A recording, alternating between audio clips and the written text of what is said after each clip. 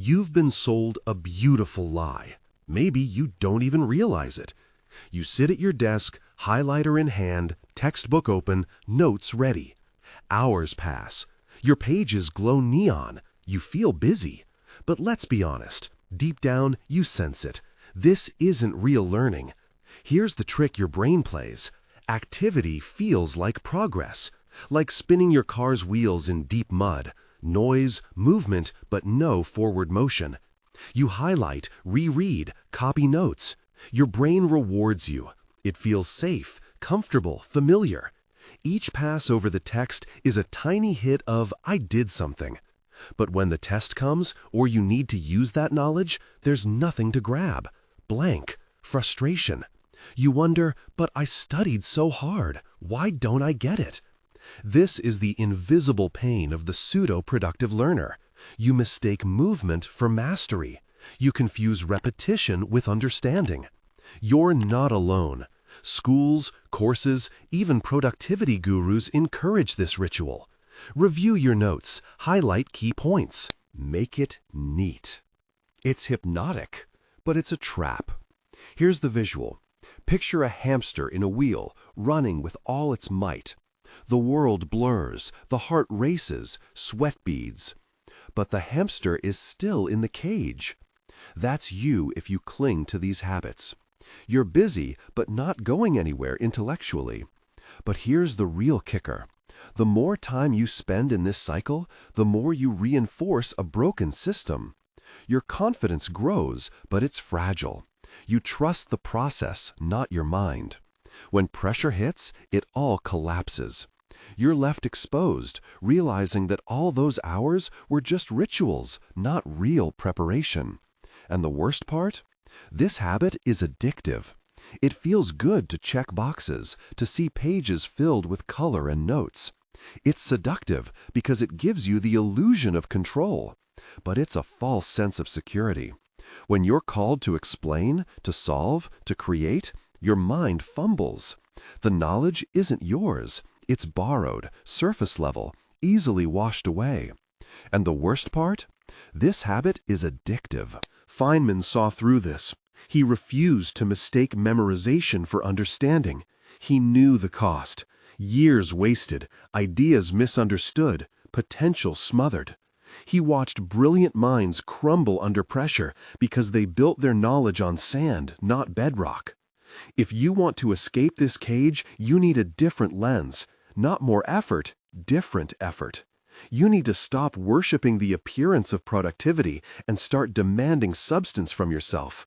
So here's the real question. Are you willing to abandon the comfort of fake progress for the discomfort of real understanding?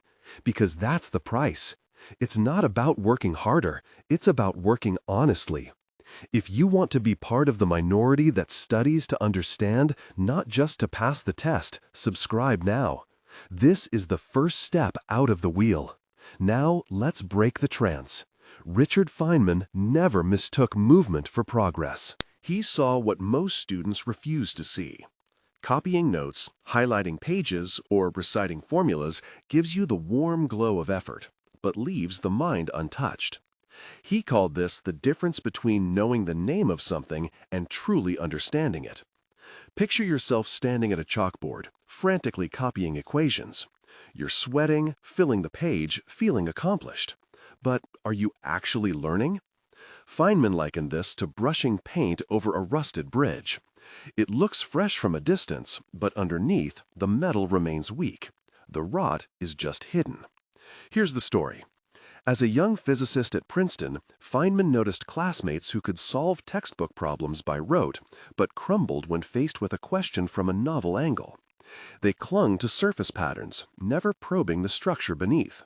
Feynman refused to play along. He'd attack a concept from every direction, draw it, break it, rebuild it from scratch, until he could explain it to a child or use it in an unfamiliar context. He didn't care how much material he covered. He cared how much he could reconstruct with nothing but his own mind. Feynman's notebooks weren't filled with dense-copied text. They were alive with questions, diagrams, and wild analogies, evidence of wrestling, not parroting. But here's the error everyone still makes. They mistake activity for achievement. They think the weight of their folders or the time stuck at a desk is proof of progress. Feynman's lens shatters this illusion. Real understanding is invisible at first. It's the slow forging of mental models, not the stacking of pages. If your study habits look busy but your grasp is shallow, you're painting over rust. Feynman never settled for that. He demanded the steel underneath, the real structure. He wanted to see the beams, not just the surface. Imagine a mechanic who polishes the hood of a car but never checks the engine. The shine fools the casual observer, but the car won't run. Feynman's genius was refusing to be fooled by appearances. His curiosity was relentless. He'd ask, what really makes this work, and wouldn't rest until he could build it from the ground up.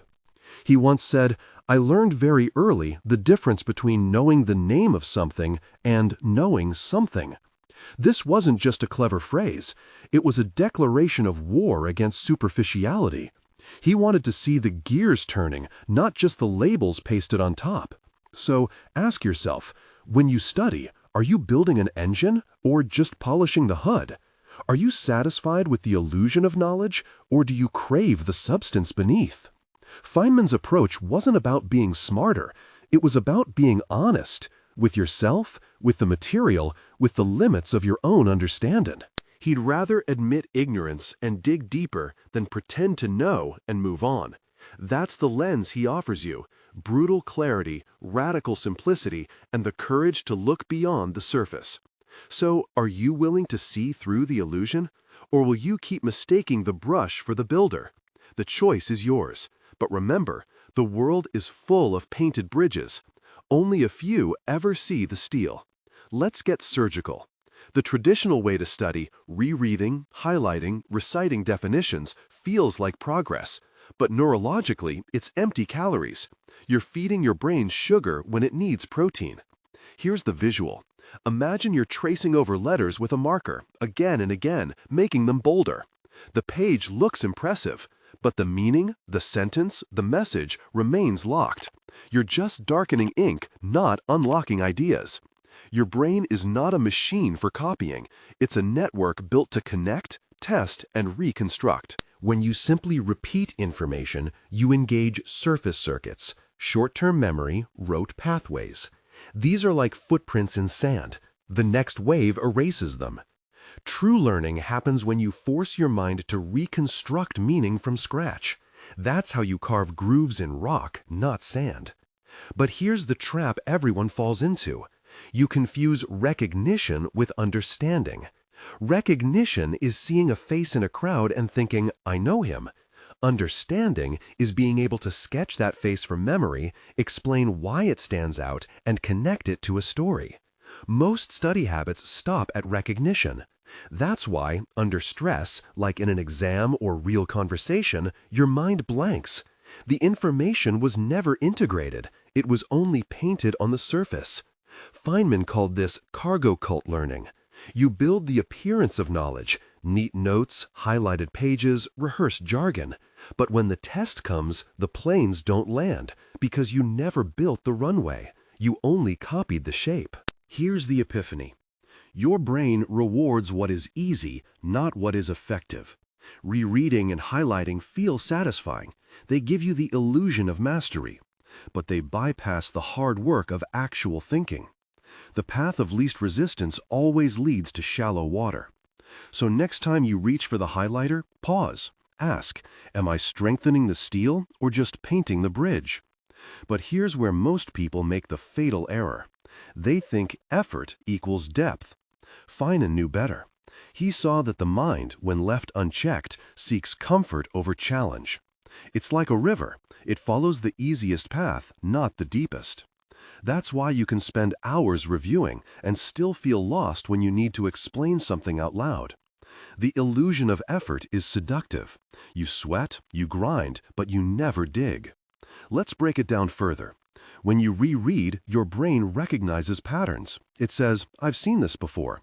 That's fluency, not understanding. Fluency is a trick of the mind.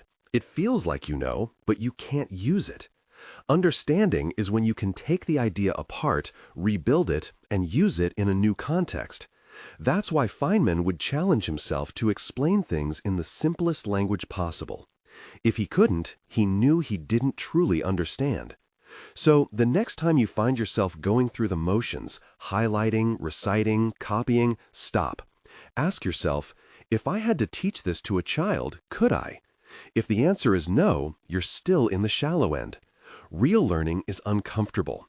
It demands that you wrestle with confusion, that you build connections, not just repeat shapes. But here's the real danger. The more you rely on these empty rituals, the more you train your brain to avoid real thinking. You become efficient at being inefficient. You're building a beautiful facade with nothing behind it. And when the storm comes, a tough exam, a real-world problem, the facade collapses. Only the steel remains. The question is, have you built any? Feynman cut straight to the heart of this. He called it the difference between knowing the name of something and actually knowing it. This is the first principle. Most people, when they study, collect labels. They memorize definitions, formulas, or steps, like sticking post-its on a blank wall and pretending the wall is now sturdy. But if you rip off the labels, what's left? An empty wall. Let's make it visual. Imagine building a bridge. You can recite every part, the beams, the cables, the concrete.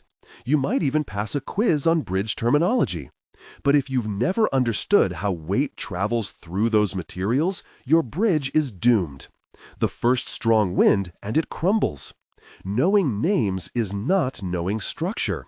Brains crave shortcuts.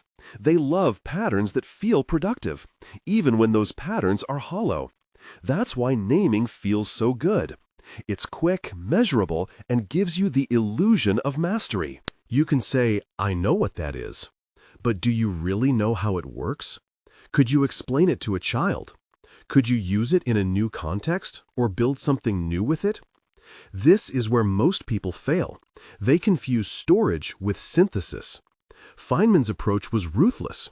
If he couldn't explain an idea in simple terms, he knew he didn't truly understand it. He didn't care about impressing anyone with jargon or complexity. He cared about the real, working machinery behind the concept. That's the principle. Understanding is about internal structure, not external decoration. Here's the mistake everyone makes. They stop at recognition. Recognition is not understanding.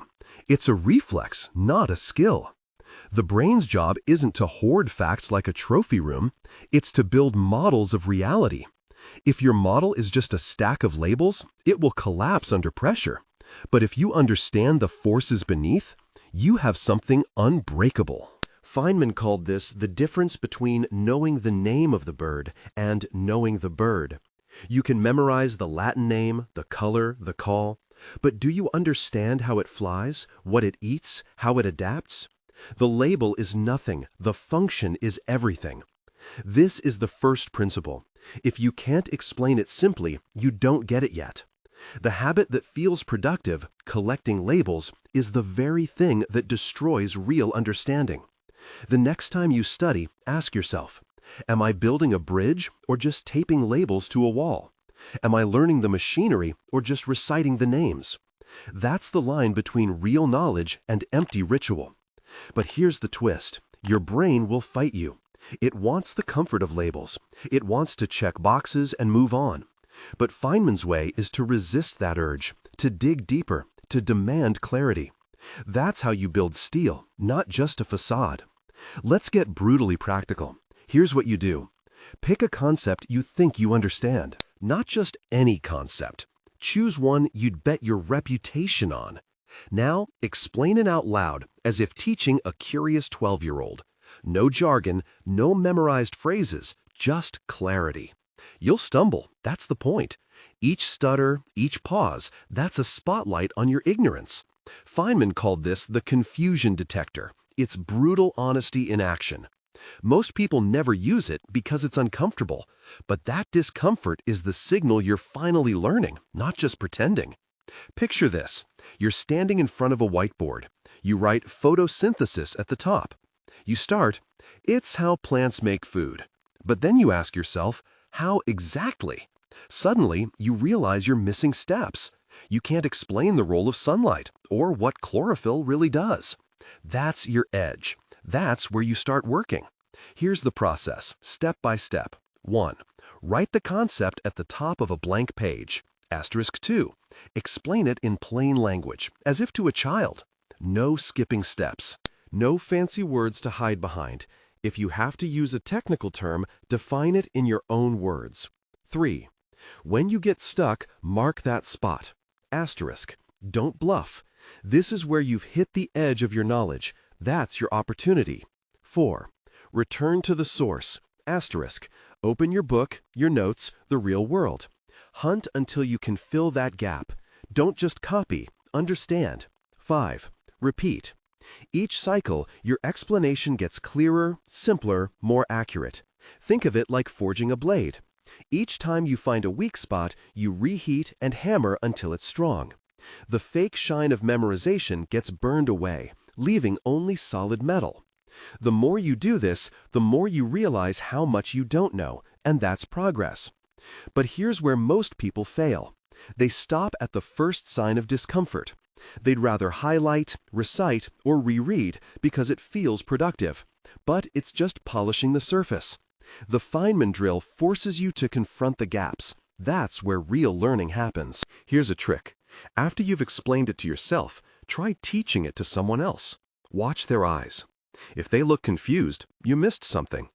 If they ask a question you can't answer, that's gold. It means you found another gap to fill. You can even record yourself. Play it back. Do you sound like you understand, or are you just repeating words? This feedback loop is relentless, but it's honest. Apply this. Next time you're tempted to highlight or recite, stop. Teach it, out loud, on paper, to a wall if you must. That's the Feynman drill. It's not glamorous, but it's the only way to see your own blind spots. And every blind spot you illuminate is a step toward mastery. But here's the trap. Your ego hates this process. Teaching out loud exposes what you don't know. It feels raw, maybe even humiliating. Your brain resists because it craves the comfort of feeling smart, of gliding through notes, of seeing progress bars fill up, of hearing your own voice recite memorized definitions. That's the shallow satisfaction of surface learning.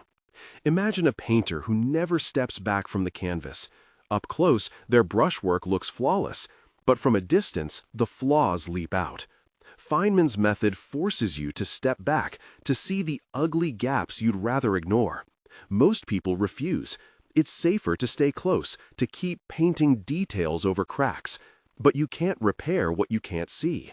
Here's the error most people make. They confuse recognition with understanding. You glance at a page and think, I know this. But recognition is just a flicker in your brain, a false positive. Genuine understanding is when you can reconstruct the idea from scratch without prompts. If you freeze, fumble, or default to jargon, you've found a fracture. That's your worksite. But ego tells you to move on, to avoid discomfort, to tick off another chapter without facing the gaps. Feynman called this the illusion of knowledge. It's a cognitive trap reinforced by pride and laziness. You'd rather feel right than be right, and so you avoid the only process that guarantees growth: deliberate confrontation with your own ignorance. This isn't just a study problem, it's a human one.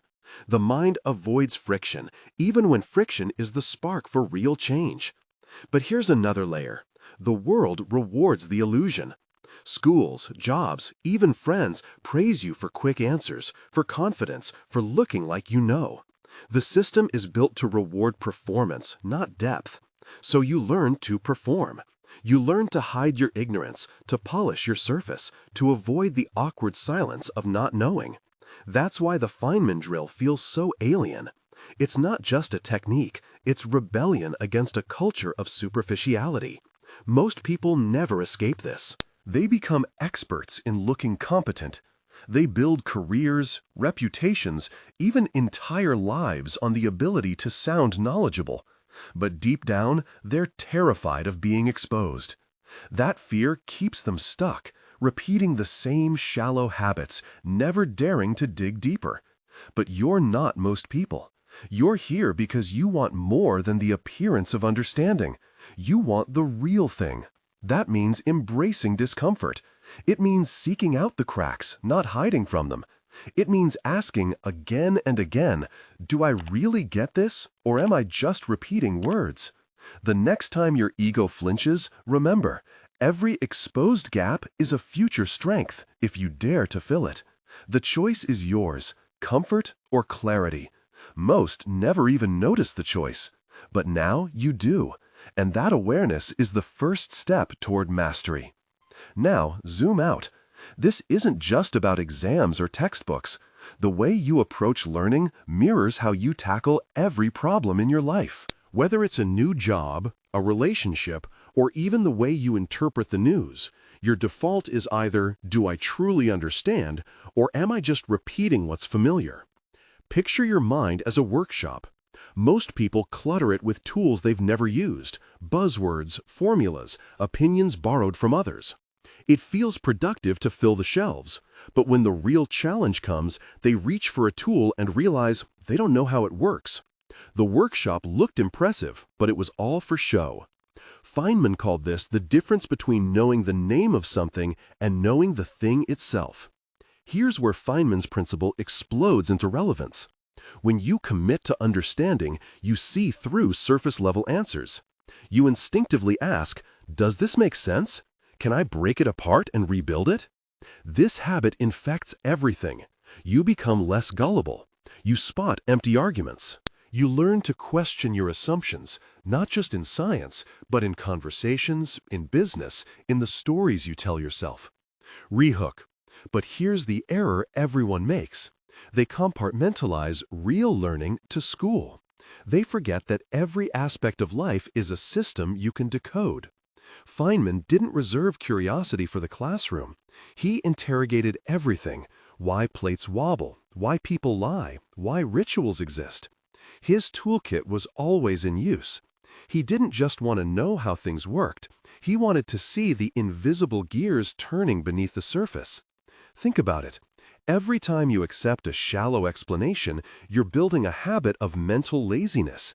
You're training yourself to nod along, even when you don't really get it. That habit leaks into your work, your relationships, your decisions. It's like driving with foggy windows. You might get somewhere, but you'll miss the details that matter. So, when you practice deep understanding, you're not just improving your grades, you're rewiring how you see the world. You're building a habit of clarity over comfort. Every time you resist the urge to gloss over confusion, you sharpen your ability to think independently. That is the true competitive edge, one most people never realize they lack. Feynman's way isn't just a study technique, it's a worldview. It's the difference between living in a world of labels and living in a world of meaning. The choice isn't just academic, it's existential. Will you settle for the illusion of knowledge, or will you demand the real thing? Here's the epiphany. Most people drift through life clutching conceptual souvenirs, flashcards of facts, buzzwords, formulas, mistaking the map for the territory. That confusion is everywhere. You see it in boardrooms, classrooms, relationships. A world full of people reciting definitions, but unable to explain the weather outside their own window. Feynman's approach is a refusal to float above reality. It's gravity, a relentless pull toward what's actually there, not what feels familiar or safe. Imagine you're in a spacecraft, orbiting Earth. Memorization is like circling the planet. Impressive, maybe, but never touching ground. Understanding means descent. It means landing your craft, stepping out, feeling the dirt between your fingers. It's messy, uncertain, but it's the only way you know you're really there. But here's the error everyone makes. They confuse activity for achievement. They think the act of orbiting, of repeating, highlighting, reciting, means they've arrived. But you can circle forever and never touch the truth. Feynman called this self-deception, the easiest person to fool, yourself. So what does it mean to land? It means you stop asking, "What should I remember?" and start asking, "What does this actually mean?" You break things apart, rebuild them, test them against reality. You admit when you don't know. You seek the friction, not the comfort. You become allergic to jargon and hungry for clarity. This is the mental model Feynman lived by. Don't be satisfied with orbit. Land. Ask yourself again and again, do I actually understand, or am I just repeating? Most will never do this. It's easier to float, safer to repeat. But if you're watching this, you're not most people. You want the discomfort of reality over the comfort of illusion. You want the engine, not the hood ornament. Every time you choose to land, to dig for first principles, to admit ignorance, to rebuild an idea from scratch, you sharpen your mind. You become harder to fool, including by yourself. That's not just smarter, that's freedom. And here's the real shift. This isn't just about learning physics or passing exams. It's about how you approach every problem, every conversation, every decision. The world is full of people who orbit, who repeat what they've heard, who mistake familiarity for understanding. But the ones who land, who demand to see the gears turning, who ask the next question, those are the people who change things. They're the ones who see through the noise, who build, who create, who lead. So the next time you feel the urge to highlight, to recite, to orbit, pause. Ask yourself, am I landing or am I just circling? Am I touching the ground of reality or am I content with the view from above? If this video changed one gear in your mind, imagine what happens when the whole engine turns. Subscribe for the next mind shift. Welcome to the minority that lands.